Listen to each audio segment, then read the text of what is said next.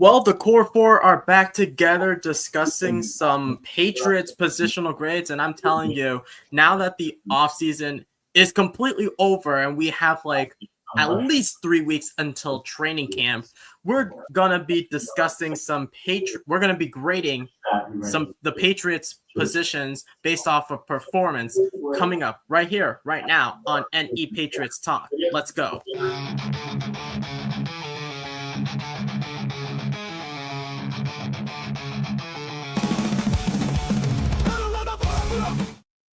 Good evening, guys, and welcome back to another edition here on the NE Patriots Talk channel. Hope you guys are having an awesome day after 3 days of burning hot and hell. Now we're heading into like a better weather, in my opinion. But it's nice to have the core four back together after a little hiatus. But how are we all doing? A lot better without that heat, man. I mean, I was lucky to have 2 of those 3 days off from work. Of course, for those of you who don't know, I essentially work at a farm. I was in on Wednesday and I had to sit every half hour. It was horrible. It doesn't work. It doesn't work. This weather is like, actually yesterday's weather was perfect. Today got a little warm, but was better than what we had earlier in the week. Yeah. How are we doing, Dustin? I don't know about y'all guys, but I am dreading for like the next couple of days because we're expecting a good bit of rain. So with the heat combined with humidity, it is not going to be fun for your boy these next couple of days. But other than that, it's been pretty solid. I'm ready to get into these positions and figure out what we all think about the gradings and stuff. How are you, Austin? Yeah, I'm doing great. Like Andy said, a very hot week at work. I was playing thermometer tag with one of the front ladies who kept trying to turn up the temperature in our area. But the difference is she works in the front office, right? So her area is nice and chill. And then we're over there working and our area gets super, super hot. So I had to keep turning it down. But I don't know. I'm excited to talk some Patriots because it's been a long work week, tired, but nothing better to get you juices flowing, get you energized, and talking sports. So, speaking of sports, it was also reported, getting off topic, that the Bruins have just selected James Higgins. Who is it? He's center out of God, I'm not gonna even focus on that. But we selected a center, James Higgins, for the Boston Bruins. But let's get back to some Patriots. We're not talking Bruins, but before we get into this before we get started with the grading, please make sure that you smash the like button and hit subscribe. It's completely free and helps support the channel. And throughout the show, please post in your questions and comments throughout the show so we could at least read them and apply them to our discussion. But like we said before, we have the spreadsheet that you posted, Austin. So let's take a look at that spreadsheet. And we're going to start off.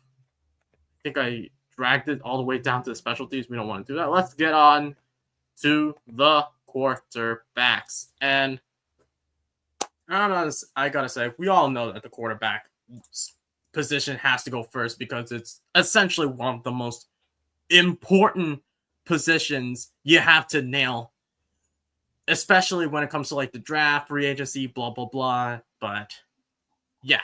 So I'll start with Andy's grades, then Austin's, then Dustin's, and then I will conclude with basically taking your averages and then, All right, so here I am being put on the spot. Okay, I'm not fetching. So obviously our 2 big names at quarterback are Drake May and Joshua Dobbs. We also have what's his name, Ben Woodridge or whatever, the UDFA. Yeah, Ben Woodridge. But, I'm not sure how many reps he got in OTAs, but we know what Drake May did last year. Austin, you and I got chatting about this, and we don't understand, why he was criticized for playing hero ball. I mean, that's completely stupid. The poor kid did the best he could with the tools he had. And, what more are you going to do when you have one of the worst, when you have arguably the worst offensive line in the league, and nothing at wide receiver, and your number one pass catcher is, a 28, 29-year-old Hunter Henry. He still managed to throw for nearly 2,300 yards over those 13 games he played. Let me just look up. I think it was Drake May that.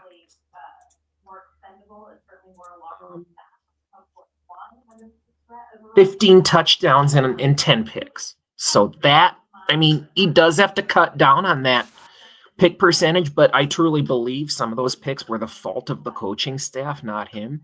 And in OTAs, we know that he threw, it was a big, massive Twitter storm. You guys probably all remember this when May threw 4 picks in the opening OTA.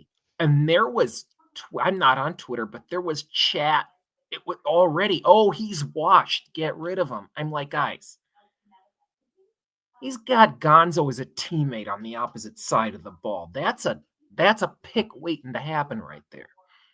So obviously we know over the next couple of OTAs he did he cut down a little bit, was still a little inconsistent, and then got to looking like the guy we expected when we drafted a year ago. I looked it up. He only had over OTAs, I think it was like 21 of 33. It was something like that, like a 61 completion percentage, which is not by no means great, not even really that good.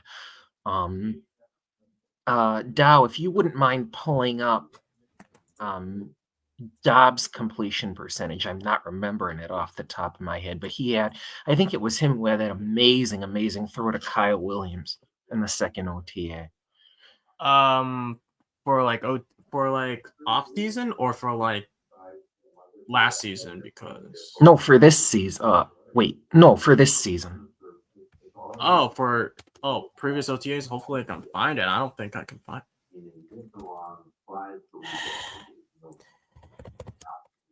This is going to be tricky since I can't even find. Let's see what his stats were in OTAs 2025. But unfortunately, they're not. Available as they're not typically recorded or released during these sessions. But yeah, that makes sense. But anyway, in 2024, he was 361 for 2 touchdowns, 2 picks, and 87.3 quarterback rating.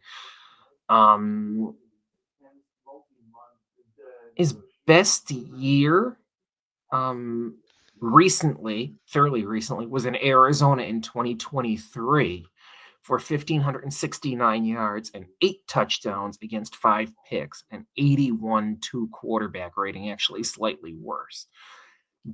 But, yeah.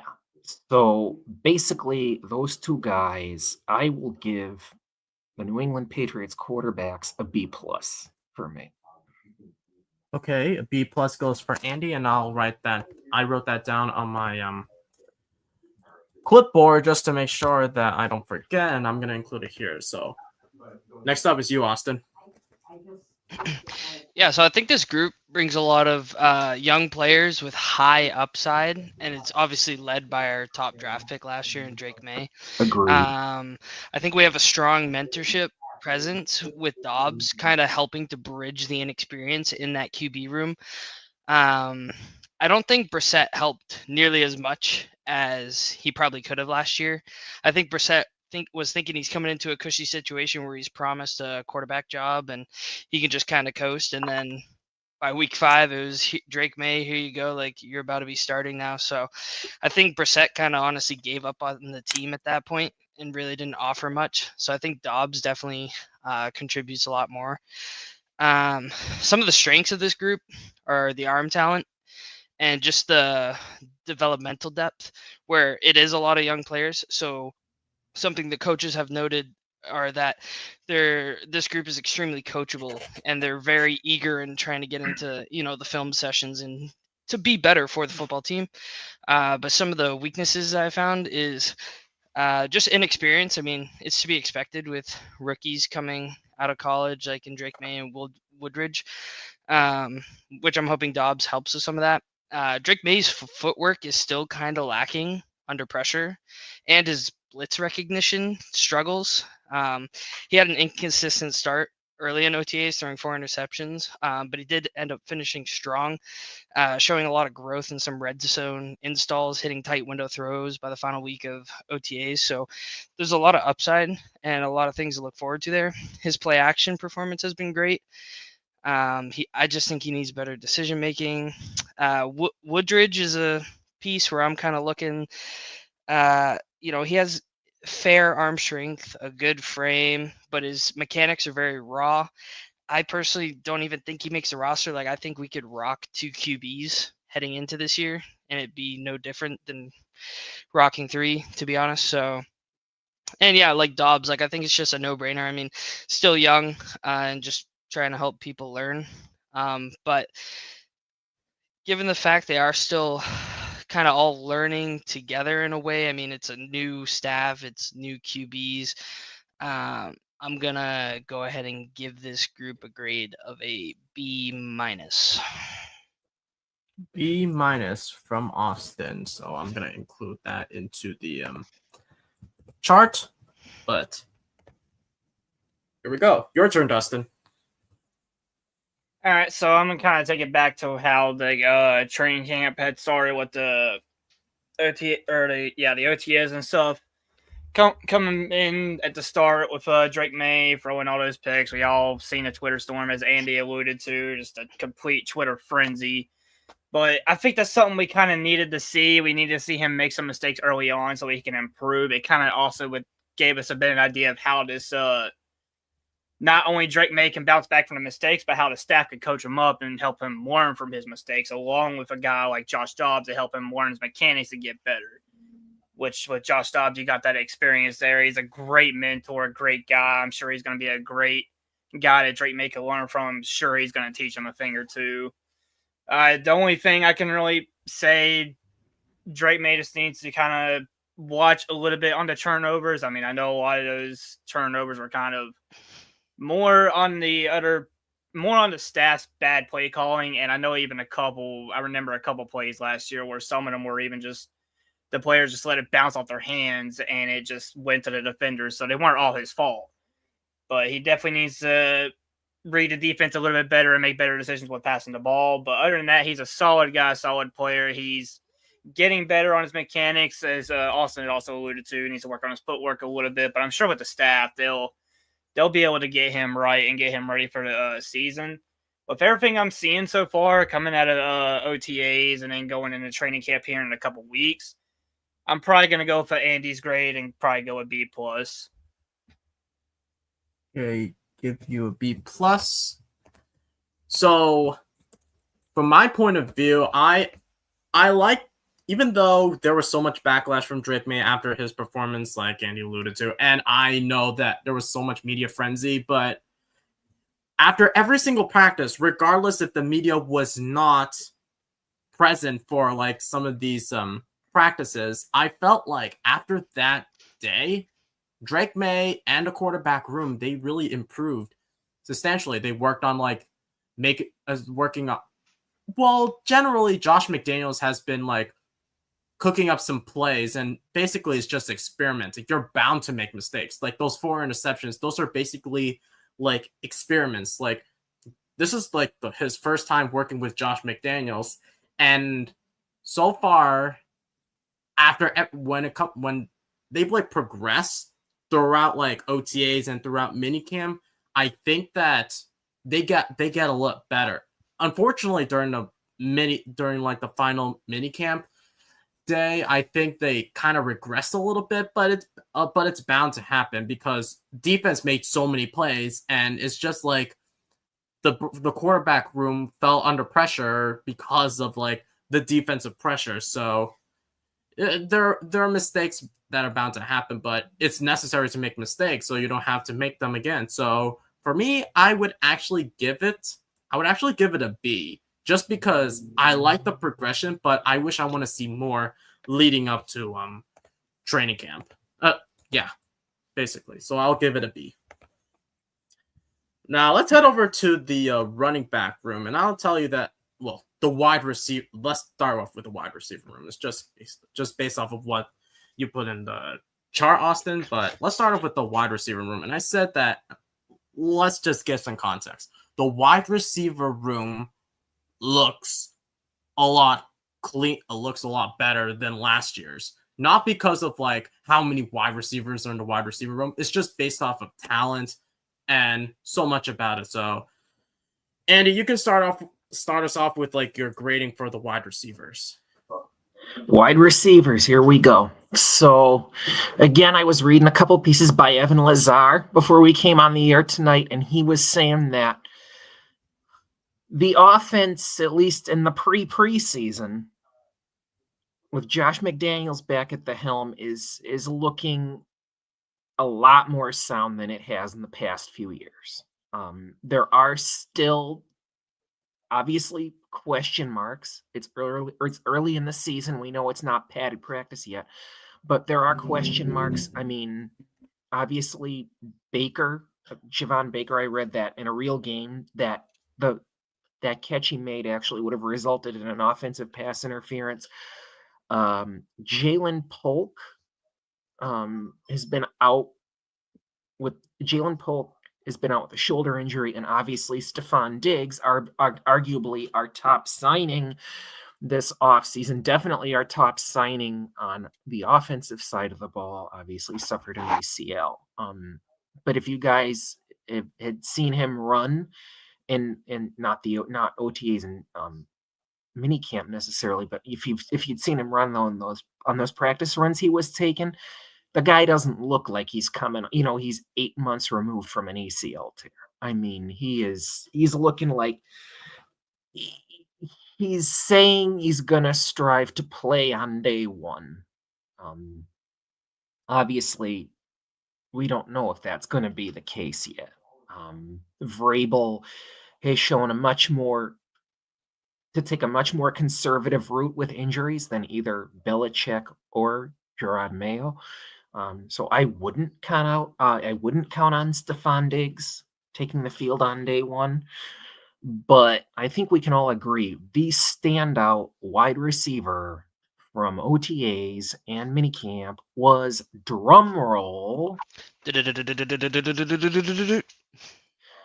undrafted rookie free agent Efton Chisholm III out of Eastern Washington. This guy is the real deal. And we know McDaniels has worked with many a slot receiver, Wes Welker, Julian Edelman, your Danny Amendola. Danny Amendola wasn't really a slot, but your Welkers, your Edelmans. I forget the other receiver he mentioned, but and people are already comping him to Cooper Kupp. Again, Dow, like you alluded to, we can't pull up stats, but if I just take a quick look at Efton Chisholm, and there was that one practice where he did so well, May joked that he made 50 catches. I mean, this kid is, this kid is proven he belongs and went from an also ran to, I would say, a likely roster spot.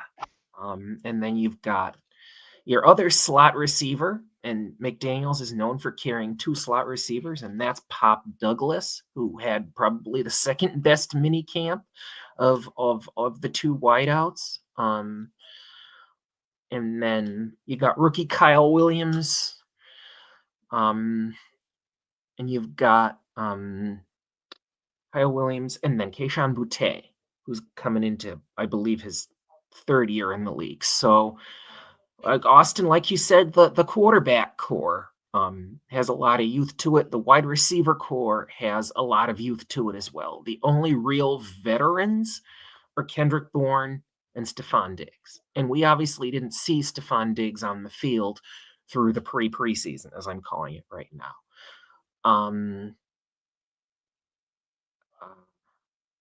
But Vrabel is emphasizing mentorship. I think that's one of the reasons he brought in Diggs, one of the reasons he brought in Mac Hollins. I haven't even talked about Mac Hollins yet. We could be seeing him as a special teamer. He could definitely be more of a, your red zone target kind of guy if we're not as poor / shitty, downright shitty in the red zone as we were last season. But and I think, Austin, you've talked about Boutte a lot. Like, if he didn't have those injuries in college, that if he hadn't broken his ankle on that sideline catch, he would have been a first round pick. And he was on the upswing at the end of last season. Had that amazing catch. I think it was against Buffalo. He had a touchdown in that game. And Boutte finished the season with. Wait, so what's your grade, Andy? I'm going to get there in a second, Doc. 2024. Oh, okay. Keishan Boutte. 588. Yeah. 589 and 3 touchdowns. 49 receptions. So 3 touchdowns doesn't sound like a lot. Of course, we know how poor our offensive line last year was. But considering the youth, I know we all love Acton Chisholm here. I like Boutte. I like Pop Douglas. I hope we carry 7 wide receivers. Fingers crossed. But all things considered, I'm going to have to grade pretty harshly here. I'm going to have to go C. Chisholm, if I were grading on just Chisholm and Douglas alone, I'd probably give an A or an A minus. But when you factor in all the other guys, I hate to say it, wide receiver is still a weakness on the offensive side of the ball. Interesting. So it's a flip. It's a coin flip of a C and a B minus for me. Actually, you know what? We're gonna go C plus. Fair enough. Yeah, I think that the wide receiver room has improved, but we need to see more out of it. But we do. We 100% do. So C plus from me for the wide receiver core. Got it. I wrote that down in my thing. So let me just remind myself. So okay, C plus. Your turn, Austin. Yeah, so I just want to preface this with I want people to know actually how bad our receivers were last year. I mean, I personally cannot stand going into another season. I don't want to look back at the end of the season and be like, wow, our top, 2 out of the top 4 receivers we had on our tight ends. That can't happen. And it's not Austin Hooper and Hunter Henry are the second coming of Gronk and Aaron Hernandez. They're just not. They're not even the same types of players. So to sit here and be like, oh yeah, Henry and Austin Hooper were some of our best receivers last year, that sucks. Now, comparatively to this year, I think there's a lot to look forward to. I mean, I think we have a lot of high ceiling players. Like Diggs, you kind of expect a floor from him, right? I'm sure we're thinking, he can provide 6 catches a game, 60 yards, and maybe a touchdown every now and again. If he does that, we're thinking, okay, that's cool. But he could explode with a high ceiling. I mean, he's a wide receiver 1. He brings a veteran presence. Him and May have been building that chemistry during the off season. Now, he did have some off the field things with the boat incident that I won't really get much into, but so far he hasn't had that affect anything on the field. So there's a good chance he could really come back and have a breakout type of season. Mac Hollins, I mean, I was kind of iffy about him, but I do really, really appreciate his red zone presence.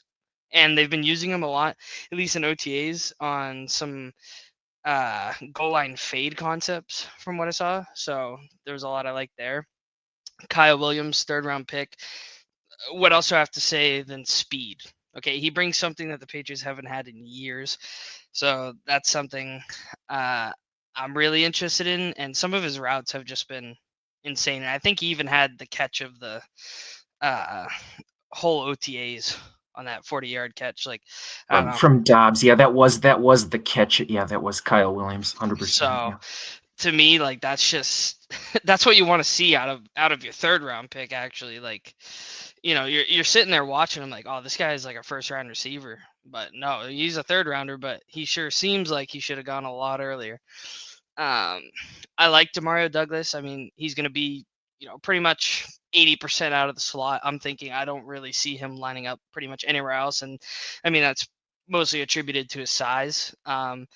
The big question is if he can stay healthy. I do think we have a lot of injury concerns with this team. Diggs, Jalen Polk. I mean, Kendrick Bourne's not far removed from an ACL. Demario Douglas, like I said, like that's a lot of people that, if any one of those guys gets hurt, that's an instant hit to our wide receiver core. But I think this group brings a lot of route diversity, contested catch potential, and it has a lot of veteran mentorship. But the consistency after kind of wide receivers 1 through 3. So if you kind of figure, let's say you have Demario in the slot, Mac kind of is like your X, and then Diggs on the other side, like that's solid. But then beyond that, I don't know. I know you're saying I'm in love with Keyshawn Butte, but I actually feel like he took a hit this OTAs, and I wasn't a huge fan of what he was kind of doing.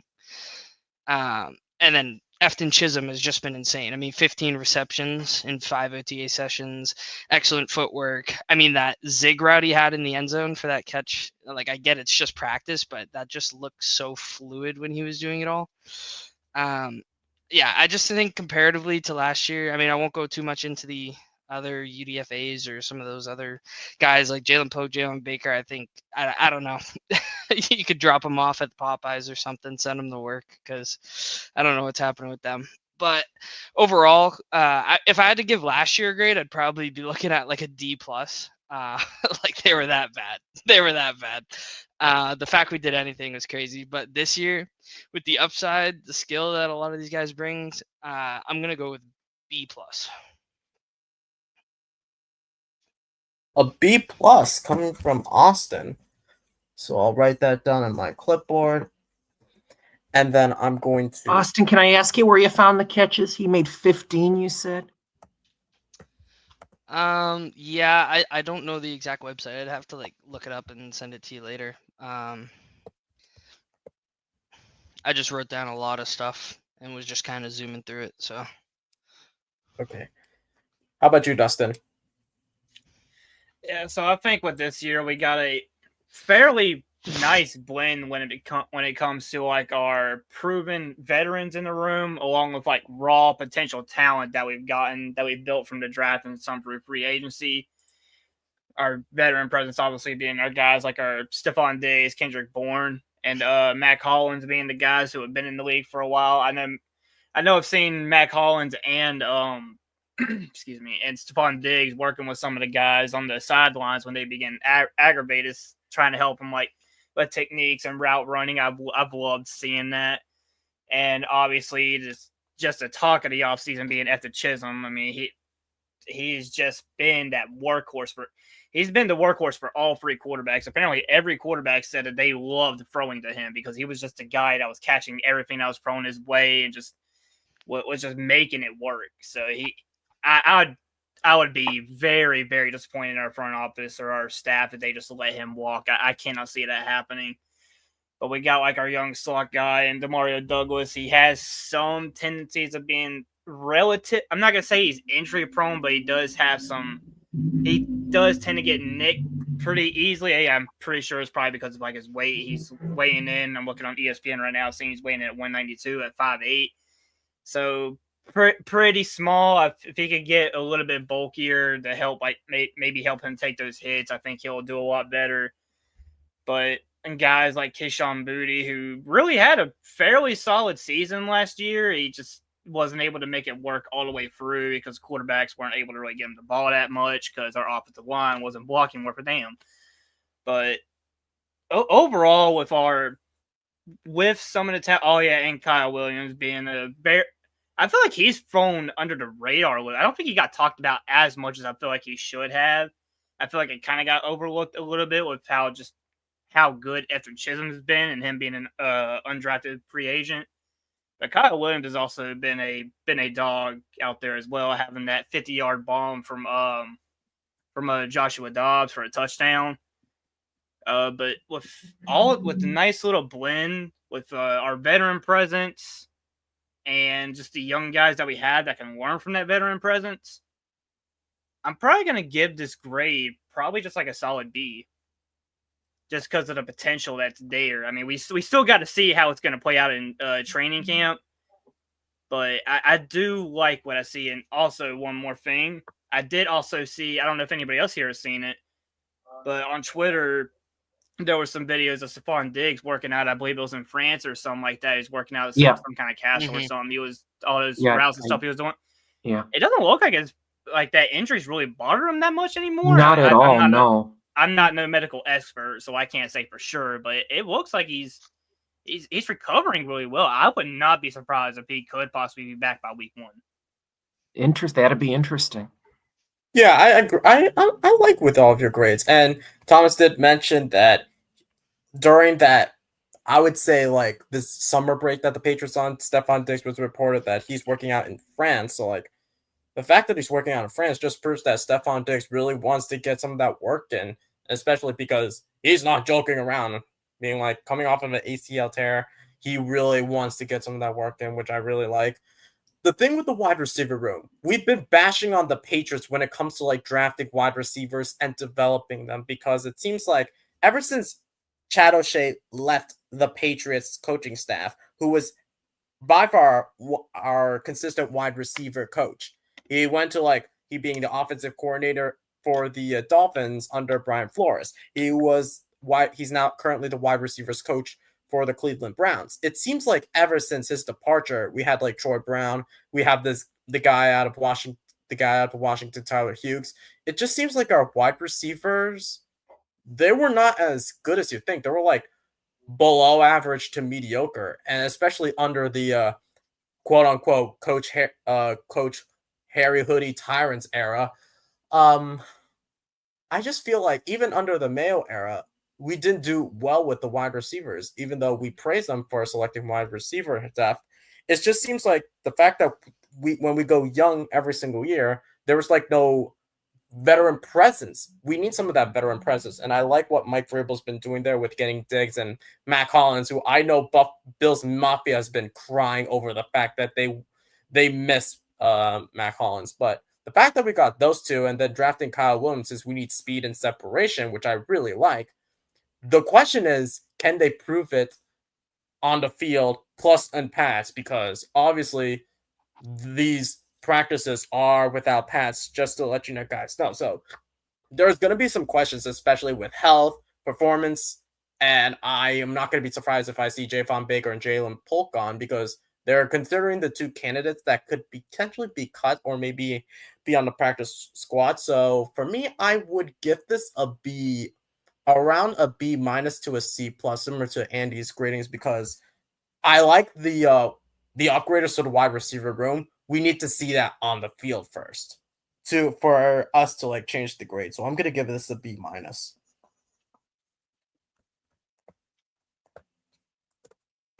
And here's the rankings for the wide receiver room. And guys in the chat, if you can also participate with us by giving us your grades. It doesn't have to be us for giving us the grades. You guys in the chat can also give us your grades so we can hear your thoughts about it. But let's now head over to the running back room. And I can say there's not much change in the running back room, I would say, with the addition of Travion Henderson. But I'll give the floor to you, Andy, and what's your thoughts on the running back room it looks like so far? Yeah, thanks, Dow.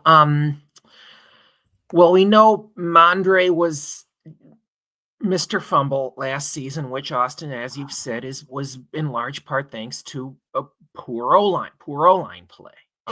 You've got, if you have poor blocking, you're not gonna have, your running back play is just going to completely fall off.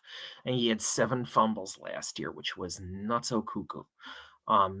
And Antonio Gibson, whom we signed last offseason, outplayed him for a couple of games. If I just look up A-Gibbs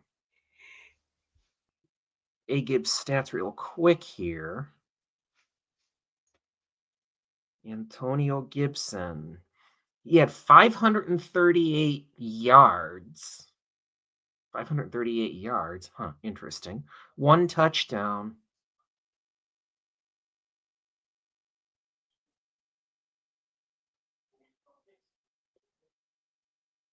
$23 receptions.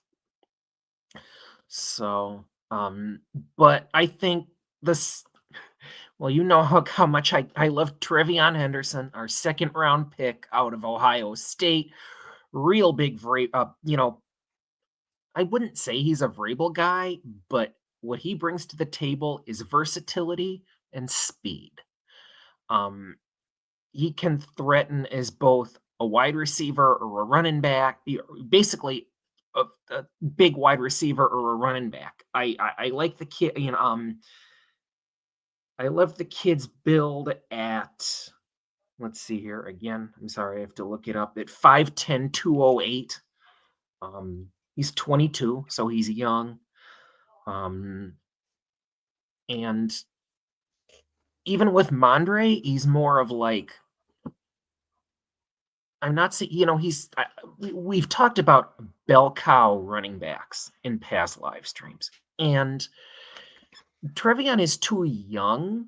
I mean, he's got this flashiness, he's got the ability, he's got the speed, but I think I wouldn't quite call him a bell cow running back just yet. I mean, I'm really coming around to Ramondre Stevenson, how he looks again with Josh McDaniels led offense.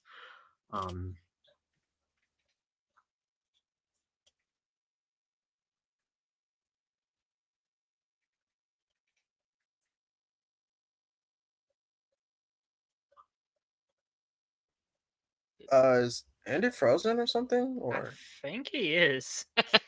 Gourmet arigato, miss. I think he is. oh no, not this again! But oh my gosh, Andy, you're frozen or something? Should I? He got banished to the shadow realm. Wait, I think he's back. Oh, you guys had that problem too? We just seen you froze. Like, yeah, you we seen talking, you you weren't froze. moving or anything. That was weird. I don't know. It says I had a poor connection, but anyway, he did miss the initial OTAs, obviously due to the death of his father. Praise be. But I hope he's doing okay. But he rejoined the team and is participating in practices, though he may not be in full team drills yet. So we haven't seen much of him this offseason. The really interesting guy per Evan Lazar could be Brock Lampy, the UDFA. Josh McDaniels loves fullbacks. I mean, think under him we had Rex Burkhead. We had Jakob Jonsson. James Devlin. James Devlin, exactly. He loves to throw that big bull of a running back into the game. And then obviously Lan Larison. We all know and love Lan Larison now. As I sound like a broken record talking here. Who the fuck is he?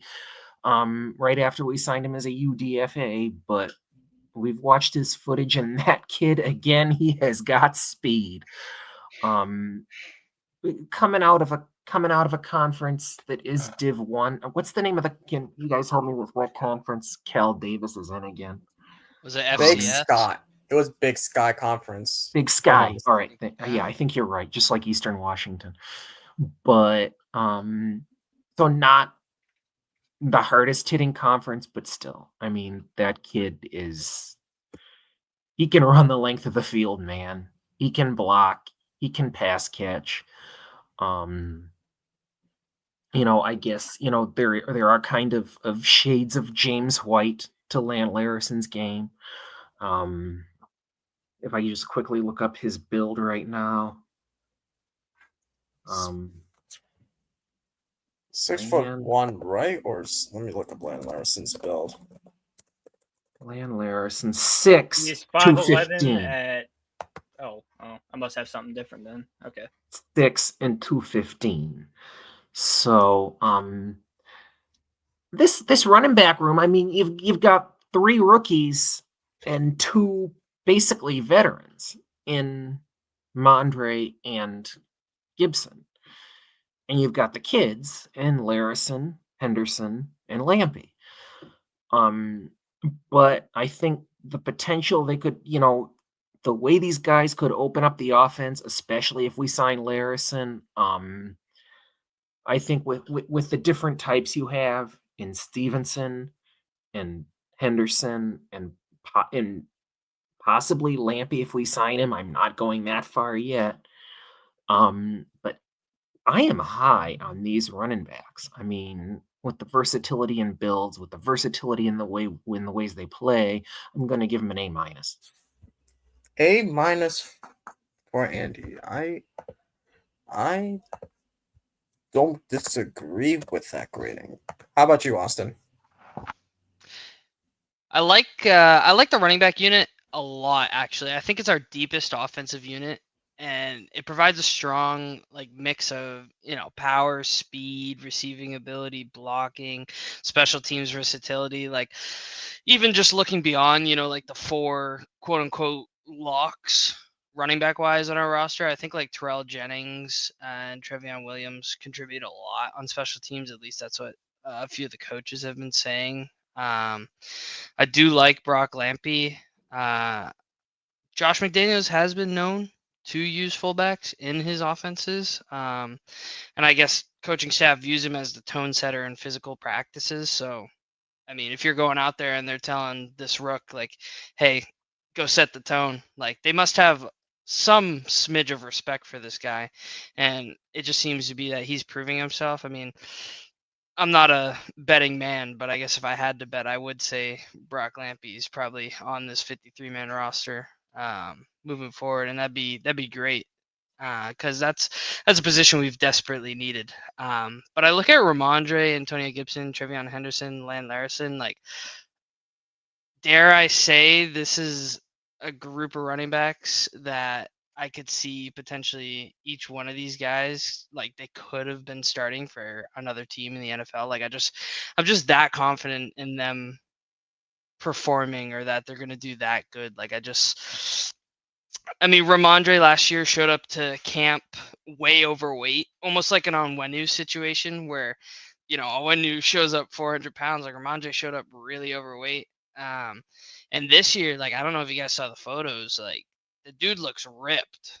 He actually looks like he contributed a lot of off-season time to really getting into shape and committing for Mike Vrabel, which I can appreciate because he actually hasn't fumbled in camp at all either. And I know fumbles were a big thing last season, career high 7 fumbles. Nobody wants that. So I think he adds a lot with just him being a power back, his improved lateral cuts, and then he's been working to refine his route tree. You got Gibson, who's that change of pace back who, maybe you don't want that big bruiser, so you bring in this guy who can be your elusive, ball carrier. Trevion Henderson, who literally has the ability to just take a ball to the house, just an insane home run threat. And I just think he's an excellent excellent balance of burst and just speed. He can turn it on, turn it off real quick.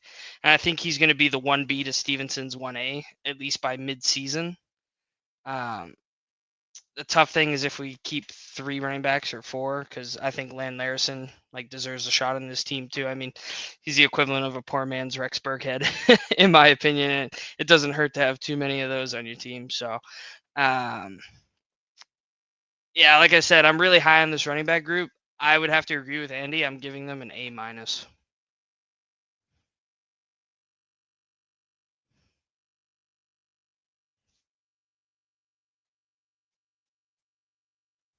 All right, Dal, I can't hear you at all, but I'm assuming that means I'm good to go. Yes, I was muted. Damn it. I figured as much. But I kind of like what both of these guys have said here so far. There's not really a whole lot more that I can say. I mean, you got Ramondre coming in, probably going to be like your primary, I guess. I'm not going to say bell call because obviously with Justin Daniels, we got more of a running back by committee now. He's going to utilize them in their own ways. But as far as like the guy to start it out, probably going to be Ramondre. And then Travion Henderson going to be kind of like your 1-2 starting it out. Your Antonio Gibsons and Len Larisons can be kind of like your receiving threats or your more elusive guys. And your Brock Lampy, I don't see a world where honestly he doesn't make this roster. I mean, with how Josh McDaniels love to use his fullbacks, I would really be surprised if he doesn't make it. I'm gonna be honest. I would be really surprised if he didn't make it. We got a solid running back room. It's way better than what we've had the last couple of years. I feel like we're going back to what we used to have with like our Rex Burkhead, Sony Michel's, James White's type of years. We're getting back to that running back by committee where everybody has their role and can excel in their own way, which I absolutely love. Not one person's having to take the whole load and get themselves injured. Hopefully Ramondre is able to tone it down on those fumbles coming into the year, which with an upgraded O-line and assuming he works on his carrying, I'm expecting that to go down. Everybody just seems like very solid. I've went over ad nauseum on Len Larison. I've talked about him multiple times on lives on this channel, so I'm not going to trouble y'all's ears anymore with that. But I'm really loving what I'm seeing. Antonio being the receiver, your Travion probably being your I can see him as like a specific role. I can see him being like that end zone threat, like him being put in at the end zone, like your goal line threat, maybe like the 20-yard line, the red zone is what I'm trying to say. Yeah, I don't know why it was so hard for me to think of. Your red zone threat, Ramondre kind of like being your primary, Len Larison be kind of that little gadget player, Brock Lampy being that little power guy on the fullback side. I'm loving what I'm seeing. I'm loving the potential. But I'm probably going to go a little bit lower than the other two, and I'm probably going to go B+. Simply because I just want to see just a little bit more in training camp. But I'd be surprised if they don't bring me up to like an A at training camp, honestly. But I'm going to go B+ right now. Dustin playing safe, and I love it. I have to agree with your grading, Dustin, because there's so much unknown with the running back room. Yeah, it's a huge upgrade considering that this past draft, the 2025 NFL draft, was running back heavy. So it doesn't hurt to get another running back considering how disappointing Stevenson performed and the fact that Gibson at some points gives us life, regardless, especially in games where we're in a crap dumpster or something like that. But I just feel like, yeah, we need to see how well they perform in pads, considering that this is a brand new O-line. We're definitely going to discuss the O-line, but I just feel like it will depend on how well the O-line performs. And considering how disappointing the running backs were last season because of so many fumbles and turnovers, that it was disgusting to see as Patriots fans. But with a bit of depth, looking more convincing than we all expected. Like last season, we had like Stevenson, Gibson, Hasty, and Jennings. It looks completely different. It's like night and day. It's like there's so much talent in that running back room. It's like it's gonna be one of the more competitive running back rooms that I've seen in like a while. And I bet you that I like to see competition for the running back room. But I just hope that Stevenson's fumbling issues at least cut in half or maybe removed entirely, but it's not bound to happen. But I would give it a B+ for now, just because they were not in pads, but this will all change once the pads are on. So I'll give myself a B+ too. And we could head directly straight to the tight ends now, because I gotta say, I love that there's nothing changed about the tight end room with the exception of the undrafted free agents, but I'll start off with you, Andy. What are your thoughts on how consistent our tight end room is since like 2021 or something like that? We have the two veterans, Hunter Henry and Austin Hooper. They, like Austin alluded to earlier, were 2 of our top 4 pass catchers last year. Henry, in fact, He was our leading reception. was our leading receiver, exactly. 66 receptions for 674 yards and 2 touchdowns. If I go to Austin Hooper here, he had 45 receptions for 476 yards and 3 touchdowns. So there was one game, I think it was against Indy, where he had a really stellar game. Oh, I remember that Indy game. Yeah. Ran up and down the field, on that final drive New England had looked really good. So obviously the 2 veterans are unchanged. The one relative unknown but promising unknown is CJ Dupre, out of Alabama. He did not show a whole lot of promise last year, but there was talk he'd be a 6th, 7th round pick, that he'd be a late round pick. And we know how much McDaniels loves his tight ends. So with the veteran mentorship of Hooper and with Hooper and Hunter Henry? With Hooper and Henry, thank you. I think the kid is going to find his way as a Patriot. And I think there's this really interesting quote that I find from Hunter Henry, and it reads thus. If I can find it again. Okay, here we go.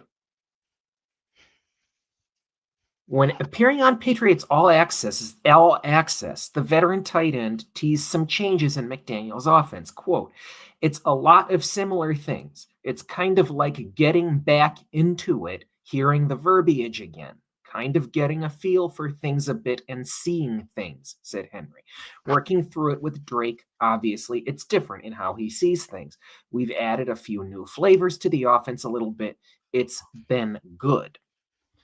And then they add, "Henry's familiarity with both McDaniels and May, albeit in different situations, could prove to be extremely valuable this season. The Patriots hope that will lead to him having his best year in a Patriots uniform." I thought that was just an interesting little tidbit. But that being said, not a whole lot added in here, and the fact that we had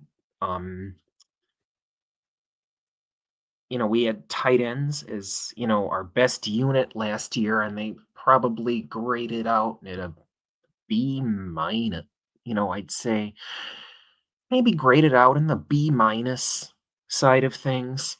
With the addition of Dupre, it's a coin flip between a B and a B and a B minus for tight ends for me.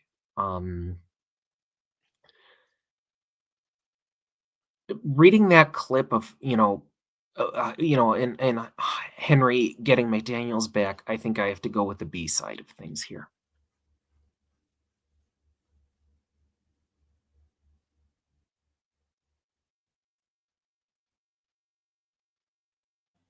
Okay, your turn, Austin. Yeah, I think this tight end group brings, I don't know, it's like old reliable, right? It's a reliable group, but in the same breath, it's kind of unspectacular. You found the wording that I couldn't exactly, Austin. Thank you. Cheers. Yeah. I think they're great for what they are. Henry leads, that receiving group with steady production. Austin Hooper kind of trails right behind him. And then, some of the rookies bring some intriguing traits.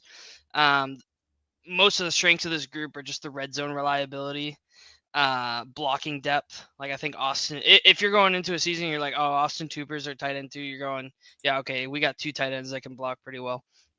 And then just some of the versatility, because I think, God forbid, Brock Lampy doesn't make the team. I think someone like a Jack Westover, a CJ Dupree, Jaheim Bell, like I feel like any of those tight ends could probably plug into a fullback and be fine. my biggest issue with this group is outside of Hunter Henry and Austin Hooper, we're kind of doing like a all right, who's next type of thing. Like Jaheim Bell hasn't really wowed me. Jack Westover is, a practice squad merchant. CJ Dupree, he's been very physical, but he's a very raw route runner. And he still needs to improve his footwork. And then G. Scott's proven that he has like some reliable hands, but he's still kind of learning and refining his route tree. But I guess some reports say that he has a strong locker room presence. So there's that. I mean, there's a lot of different things that go into, a team. So I'll probably have to give this group a B minus, and it's just because I don't know what the future holds. Because outside of Austin Hooper and Hunter Henry, I mean, those guys are, going towards the bad side of 30. I mean, they're both 32 or something or close or whatnot, but there's like nothing lined up in the pipeline that gives me peace of mind that I can look at this team and be like, oh, it's okay, because once he leaves, he's taking his place. Like, I think next draft, like next year's draft, this is a real position that we could be going into going, hey, we need to draft a tight end. How about you, Dustin? So, Austin, you kind of took a lot of what I was gonna say, but it's pretty much hitting the nail on the head there. I mean, outside of Hunter Henry and Austin Hooper, I'm not. It's like, what else do we really have other than those two? I mean, God forbid one of them gets hurt. Who are we gonna turn to, honestly? Like, yeah, if Hunter Henry goes down, you have Austin Hooper, but who else are you gonna put in? Like, maybe CJ Dupree. Like, he's probably going to be the best fit there because I could see from what I've read up on him, he's more of an inline tight end. I could see him maybe taking over that role there, but I just don't. I don't see a long-term answer, at least not yet. And I've tried to do some. I tried to do some reading in on the tight end class, like in college, that's going to be going into the 2026 NFL draft. I was doing a little bit of that before this stream here. There's not a lot of guys that I could find that really allowed me as far as like receiving and blocking, and the ones that I could are like your freshmen and sophomores in college. So that's going to be a couple years away. I'm not going to lie. I'm a little disappointed in the staff for not prioritizing the tight end a little bit more. I mean, I'm glad they brought some guys in, but at least I would have at least liked them to give a 6th or 7th round pick and got somebody that they would have liked and just brought in here. I'm not gonna lie, I'm okay with it for now, but I am worried for what the future holds. And considering all that, with how I'm feeling about this tight end room outside of Hunter Henry and Austin Hooper, I'm going to C, man. I'm going to C just because I'm not. It's not that I'm not confident with the tight end room, because I have confidence in Henry and Hooper. Obviously, we all do. But it's the fact we don't have anything behind that, and it seems like the Patriots aren't doing really, unless there's something behind the scenes that I'm not seeing them really doing anything that's addressing that anytime soon, and that scares me. I'm not going to lie. With Drake May, who likes to go in the middle, who likes to throws up the middle, if Henry and Hooper go, I don't know who's taking that role. I don't. And that worries me. I'm not going to lie. The tight end room kind of scares me a little bit. Then again, we have been really consistent when it comes to tight ends. I agree with all your takes surrounding that. Hunter Henry and Hooper have been really consistent. The problem is going to be the depth. Like, if these two go out with an injury, and I do not wish any upon any of them, depth will be concerning, considering that I was really disappointed when it comes to towards like the 7th round pick. Like, I wanted like a Bryson Nesbitt or maybe like a Jake Brennistool, the guy out of Clemson. At least one of them, these guys, could have been drafted to us so that there's a chance of like Drake May can have a rapport with Bryson Nesbitt out of North Carolina, or maybe a Jake Brennistool out of Clemson, because Brennistool is now with the Chiefs, Nesbitt's with the Vikings as undrafted free agents. But I agree with your take, Dustin, considering that I was really disappointed when it came to like towards the very end of day 3. Regardless of how many hits we made, some of this could potentially be missed. Like, you drafted a cornerback or maybe like a long snapper when there are opportunities that you can get a tight end or a left guard, which we will be discussing next. I would have to give this a C+. I agree with your take, Dustin. Like, regardless of how well they perform, like I don't disagree with the fact that Hunter and Henry have been performing really Hooper and Henry have been performing really well. But the depth really concerns me, especially with Bell's performance and the fact that and Westover, he's kind of getting up there, but we need to see more out of him come preseason and training camp. So I'm actually going to give this a C+, regardless of the performance and depth wise, because depth is going to be very, really important if these two go down with an injury, and we do not wish any injury upon them. But so here are our scores for the tight ends. I think it's going to be, I hope it's improved in 2026, because the free agency next year for tight ends, I'm looking at this. There's Mark Andrews. I don't think we're going to bring in Kelsey, who's like 36 years old, but I'm just looking. Let me just quickly look up at the free agent tight ends before we move on. Just quickly. Let me just, for 2026, let me pull them up. Look what you have regarding tight ends when it comes to free agency. I would be okay if we actually bring in like a Noah Fant or maybe a David Njoku or maybe someone younger, but yeah, I'd say Zach Ertz if he weren't on the older side of things. And there's I would definitely be a fan of Noah Fant. I was a fan of him coming out of college. I would be fine with him coming.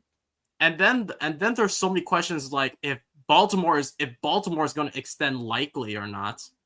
And then there's this other Ravens tight end, Charlie Kolar.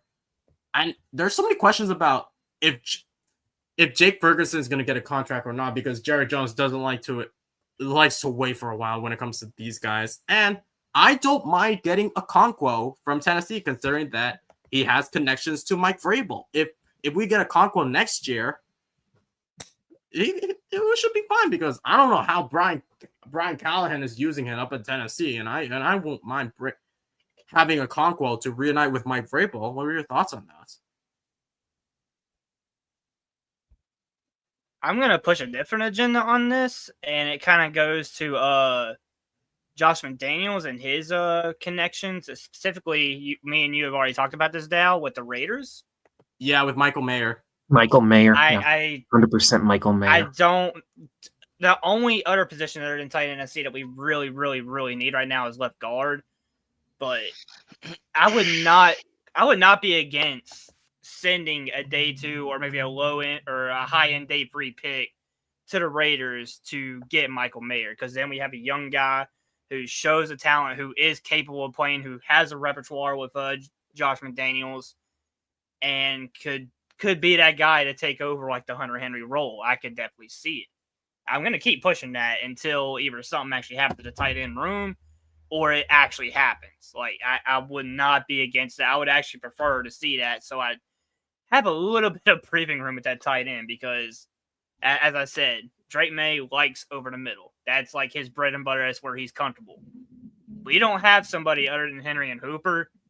It's going to be a little bit more difficult on Drake May to throw to somebody other than maybe like a Pop Douglas, who's pretty small and could, after a couple hits, get injured. I would not be against it at all. Yeah, it seems like free agency could go that route, but then again, yeah, you did. I don't know if there's any like tight end prospects for 2026 concern. I don't know if it's just going to be draft tight end heavy, but I couldn't see any. Yeah, that's a shame. But let's head over to the offensive line, and I gotta say, last year was a shit show for the offensive line. I couldn't even survive even looking at the offensive line. But Yeah, there are names we're not talking about on that offensive line from last year, Dow, let's be honest. But let's all start with you, Andy. What are your thoughts on this revamped offensive line thanks to Mike Vrabel's comments in his press conference? As you guys may know, I was not a Will Campbell guy headed into this draft. I did not want an offensive lineman in the top 5. I wanted a wide receiver. But after that kid, here I go, Mr. Broken Record here. After that kid said, I'm going to fight and die to protect my quarterback with everything I've got. Rose, we didn't have an offensive lineman who said that about Tom Brady. And he's the greatest quarterback who's ever played. That is true, actually. That's very true. And Yeah, you're right about that. And when you add in the veteran presence of Morgan Moses, I'm sure you guys all agree with me that his mentoring of Will Campbell, and it wasn't just his mentoring of Will Campbell, like the 34-year-old veteran and the young 21-year-old rookie. Per Evan Lazar, other offensive linemen started, joining in and working out and critiquing each other. It's like, okay, here's how you block on this specific play. And just a lot of mentorship going on that offensive line, which is something we need after we had the worst offensive line in the league last season. Where was I going? Oh yeah, and Will Campbell basically lit up. I think it was no sacks last season and only 4 or 5 his entire college career. So that is nothing to sneer at either.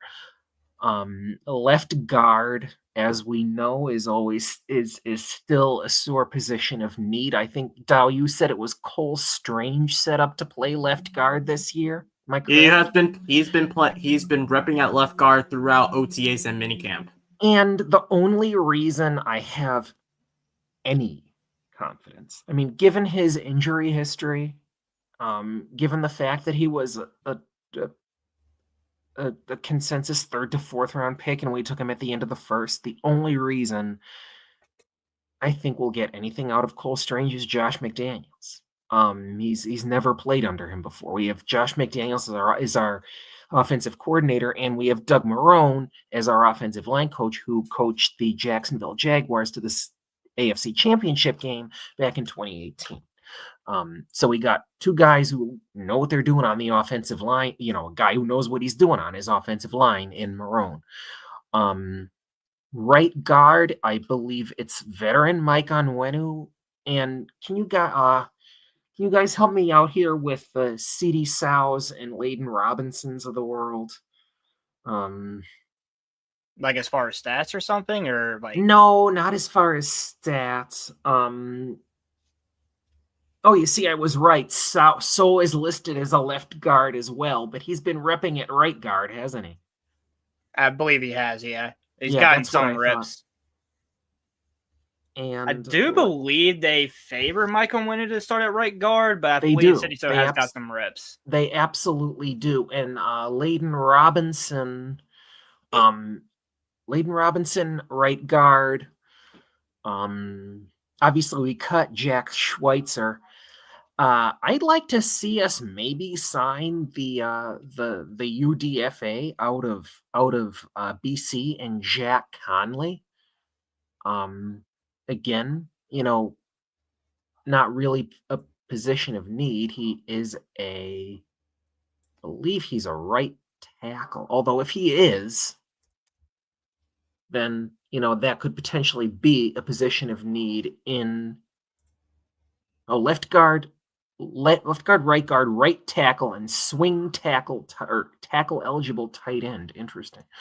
So Conley could flip around at a couple of different positions.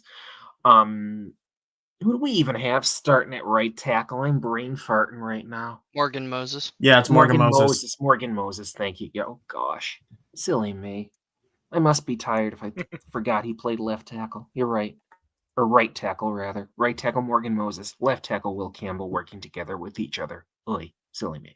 And at center, we have the veteran Garrett Bradbury, and the rookie whom I was all in on after seeing him run at the combine in Garrett Wilson. He ran a sub 5 at the combine. I think it was like a 4.88. It was a 4.84. He ran a sub 4.940, which for an offensive lineman is darn near unheard of. So he's got speed, and with obviously, David Andrews out the door, which I'm sure none of us expected to see. What did first team reps look like with centers? What I think it was Bradbury taking most of them. Yeah, it was mainly Bradbury. Yeah, but obviously, with a 4.84 40 and speed, you got a very promising rookie in Jared Wilson. And back to Will Campbell, he played, he struggled a little bit playing Keon White and Caleb Chason, but after he put in some work with Vrabel and put in some work with a veteran offensive lineman, he got better at blocking those guys. So I know we got offensive line. It's a lot of guys to talk about. I think there are 10, 12. Do we even talk about Yasir Durant yet, or there's Yasir Durant, who we just signed, and then our other left tackle is Marcus Bryant, our rookie, 2 rookie left tackles. Who has good weight on him. If I just quickly look him up again. And Marcus Bryant played across from Armand Membu. Yes, he did. Exactly. He's weighing currently at 320 from what I'm reading. Yeah, 318.68. So, but considering the need for left guard, the potential need at right tackle, because Moses is up there, obviously. Offensive line last year didn't even got a D-. It got an F. I mean, they couldn't find their way out of a paper bag. I don't even want to talk about it. Exactly. Let's just not talk about it. And it is a B- from yours truly on the offensive line. B- from Mr. Andy. I'll type that in. How about you, Austin? So this is an interesting situation where we go from last year having nothing to now still kind of having nothing, but it's just a little prettier. It's an unknown. It's an unknown nothing, or an unknown. Yeah. If I start waxing philosophical, which I'm not going to, Austin Karen. I think it's a mix of some young talent and then some aging vets where you have somebody like a Garrett Bradbury and a Morgan Moses where you're looking at them and you're going, yeah, in 2 years they're going to be off this football team, maybe even less. So it's like squeezing whatever little juice we can get out of them just to tide us over until we can actually get someone to fill that role. From the lemon, the possible lemon. We don't know. I think something to look forward to is like seeing how they develop like the chemistry between the O-line, because I'd almost argue like the chemistry from the center to the guard to the tackle is almost, if not just as important as the chemistry between like a quarterback and their receiver. Like if you guys aren't all on the same page, if you don't know what your blocking assignments are, like you're just gonna fail. Like it takes a team, you know what I mean?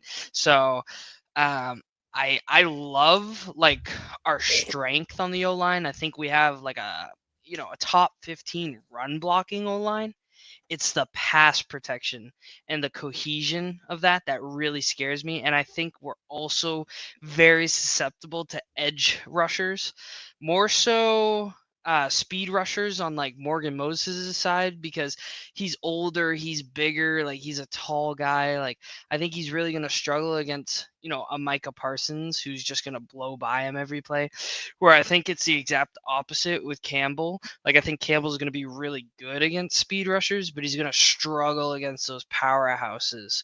That are just going to bull rush him back. So I think he really needs to work on his balance. And I think getting up to game speed, because I don't even think he's really going to flourish until maybe mid-season. Like I think he's going to have to, in a sense, get thrown into the frying pan with all the fire around him and hope that he doesn't get cooked, Yeah. So Campbell versus Crosby is the matchup that a lot of people have talked about. Like will he be able to handle that? And right. We'll see. Something else I'd like to go down this year would be the penalty frequency. I mean, my God. You know how many times we had a crazy play where it's like, let's go, we're celebrating at the TV, and then you just see the ref pull that yellow flag out of his pocket. Or the past 2 seasons, really 2 seasons, Austin, because it was... I couldn't tell you how many times I wanted to throw something at my TV when seeing that shit. Yeah, the offensive line, the offense, the penalties on the offensive line, the past 2 seasons, really, it's been just beyond cringeworthy. It's like, really? Again? Right. And, they'd show the replay, and it's like, yep, he did that. He missed his blocking assignment. He messed with a defender. There you go. You couldn't even argue it. You couldn't say the ref's just BSing. You couldn't argue it. Like it was. You couldn't argue anti-Pat's bias. Exactly. You could see it. Like you could with that stupid. Like you could argue anti-Pat's bias with that stupid catch against the Raiders that should have been a couple of years ago. But no, these offensive line penalties are inexcusable. 100%. And I blame that on coaching. Yeah. And I think this group has a lot of good depth, but the problem is finding a good starter. I think we have a lot of capable guys that, like a City. So I know we hate, quote unquote, Vidarian Lowe just because he was kind of our only option last year. Like I won't put that on him. I think he did what he could in the situation, but it doesn't make it any better. I think Caden Wallace, like if he continues to improve with the mentorship behind Morgan Moses, I mean, we could be looking at our future right tackle right there. Ben Brown's a solid center rotational. Likewise with how I feel Will Campbell's not going to really come into his own until midway through the season. I'm not so sure Wilson starts right away, like Bradbury was getting a lot of the reps. I mean, I could see Wilson mid-season as well, finally getting that role, but then starting mid-season, then you're looking at, okay, it's going to take him time to get up to speed. So there's a lot of interesting things that are going to go on with this O-line. But it's almost completely opposite of like the tight ends. It's like the tight ends have good starters, terrible depth. The O-line has terrible starters, good depth. So my grade for this is going to be a C+. C+ for Mr. Austin. How about you, Dustin? So yeah, we've already talked about it ad nauseum. How this offensive line is an upgrade over a tremendous upgrade over what we had last year. But I also do agree how the starting lineup isn't as great as we may all be thinking it out to be. A lot of it's probably being probably a lot of it's kind of being shadowed with the fact that we have Will Campbell and the quote that he said in the NFL draft, "I will fight and die to protect Drake May." That's probably kind of overshadowed the entire look of the offensive line. I mean, yes, we have Garrett Bradbury at the center spot. You got Morgan Moses at right tackle, who are some solid veterans at the spot. Will Campbell coming in at left tackle. We got to remember he is a rookie. He is a rookie coming in. I've said it a couple of times in the streams how he gives off that old soul vibe. Like he gives that old veteran presence. It's like as if he belongs. Like he just kind of has that weird vibe to him. I don't know how to explain it other than an old soul, but he is a rookie coming in. He's gonna have some growing pains. He's gonna slip up. He's gonna make mistakes. It's gonna happen. We got to remember that. So it's not gonna be tremendous, and I've said already, left guard isn't exactly a strong suit of ours. Right guard, I mean, maybe it's okay with City So being there, or maybe you give what was his name? I'm trying to Jared Wilson. Maybe you give him some spots at the right guard a couple times, because I think he has some experience at right guard as well. Maybe give him a couple reps here and there at right guard just to get him some NFL reps in there. Get him some actual experience. You got a lot of depth. Like we got a lot of depth everywhere, which is very nice to see compared to what we've had. But also kind of concerning with the fact, yes, we have a lot of depth, but do we have like a solid core, a solid front line? Because I don't want this to be last season when we're every way we're going with a new lineup. Like week 1, new lineup, week 2, new lineup, week 3, new lineup, 4, 5, 6, 7, all the way to 17, 18, and we're constantly doing new lineups. I don't want that to happen. So yes, the depth is good, but we need to make sure we have the solid starting pieces. I think Will Campbell will do good for us. I think left guard is probably our weakest with Cole Strange, considering his injuries. I'd still be iffy on making him the starter. I'd probably go like City So and make Michael Winter the right guard starting out, just because I'm a little too gun shy on Cole Strange right now. Right tackle, obviously, Morgan Moses and Garrett Bradbury, your center, with some decent depth. But overall, with what we see, what we got, and what we can possibly expect, it's honestly tricky for me trying to give it a solid grade, because I do like the potential, but I'm also trying to remember it's still like a brand new offensive line. I'm probably gonna go C+ as well. Just because we need to actually see this unit in action with pads, and we need to see how. More particular, I want to see how they do in a preseason game. Not even just training camp. I need to see him in a preseason game. I need to see him against another NFL defense. Yeah, I agree with everything you said, Dustin. I think that the whole vocal point for the offensive line is going to be consistency. And last year, we let the league in so many offensive combos. It was just sick to my stomach. We haven't had like a exact offensive line after like week 1, or maybe like after the 3rd preseason game, and that's how pissed off I was, because like 12 different combinations or something. That's stupid. Somewhere around that. Then again, we've been plagued with injuries, plagued with horrible play, plagued with no discipline. And don't get me started with the left tackle. I love what we did at left tackle compared to what we did last year when we brought in that other guy who's now with the Jets. Now the Jets problem, Chukwuekorfor. Thank God. It was like last year it went from bad to worse. This year it went from worse to fairly better, but we still need to see it on the field, considering that we're having another brand new offensive line again. And look what the Bills are doing. They have this longevity of consistent offensive line. Same with the Detroit Lions, even though they lost the players. Even the Philadelphia Eagles, they have this consistent offensive line, and that's how teams are playing well. Even the goddamn Chiefs with like Humphrey, Tooney, Trey Smith, the guy who I really wanted. They don't have Tooney now. He went to Chicago. Yeah, I know, but I was talking about like in the past. Yeah, you're right. You're right. That's one of the reasons I got to the Super Bowl again. Damn O-line.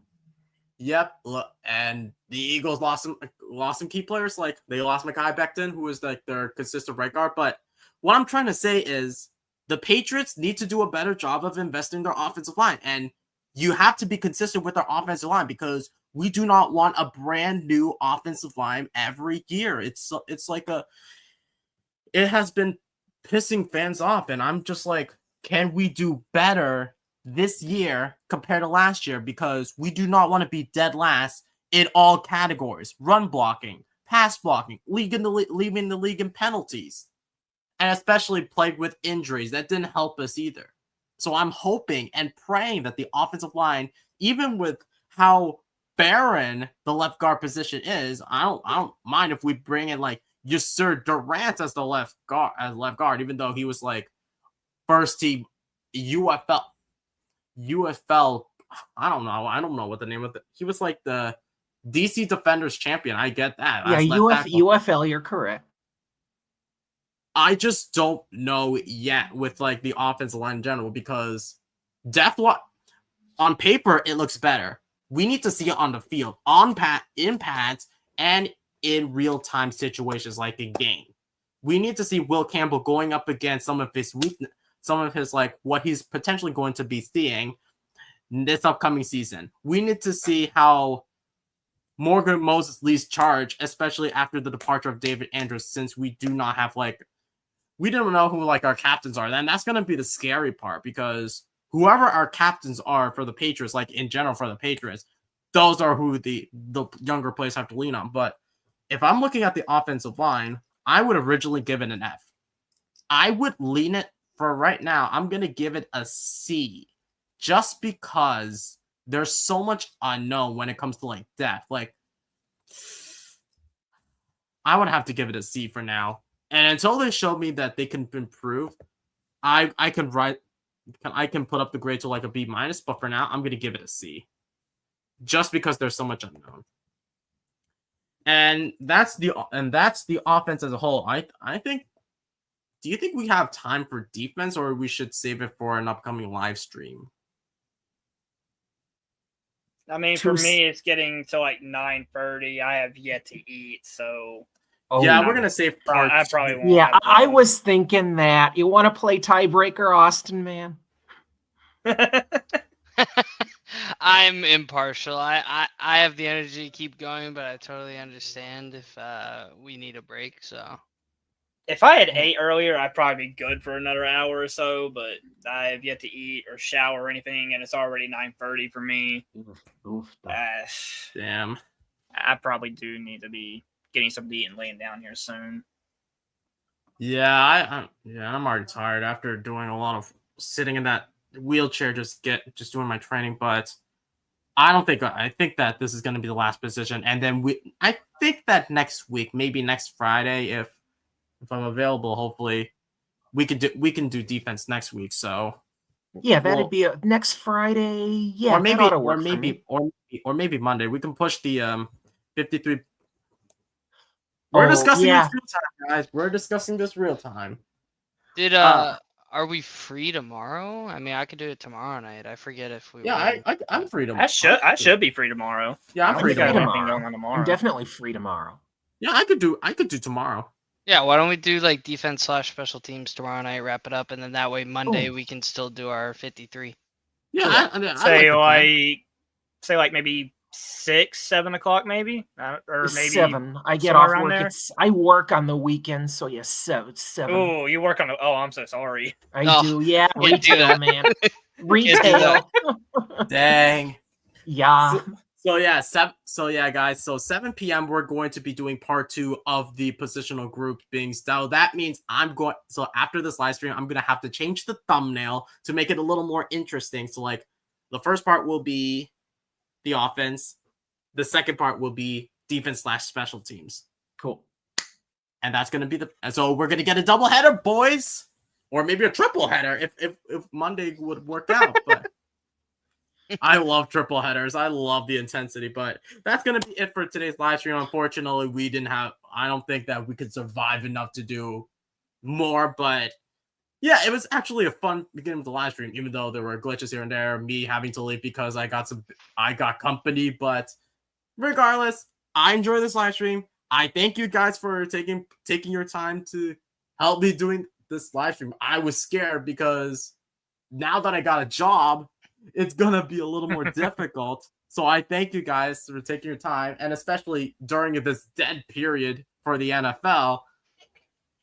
I think that in a couple weeks it's gonna be a lot of fun with more content, more nothing. But if you guys want to see part 2 of this positional group ratings, please make sure that you smash the like button, hit subscribe. It's completely free and helps supports the channel. And comment down below your thoughts on our grades. We want to hear your thoughts in the comment section. We want to hear your thoughts.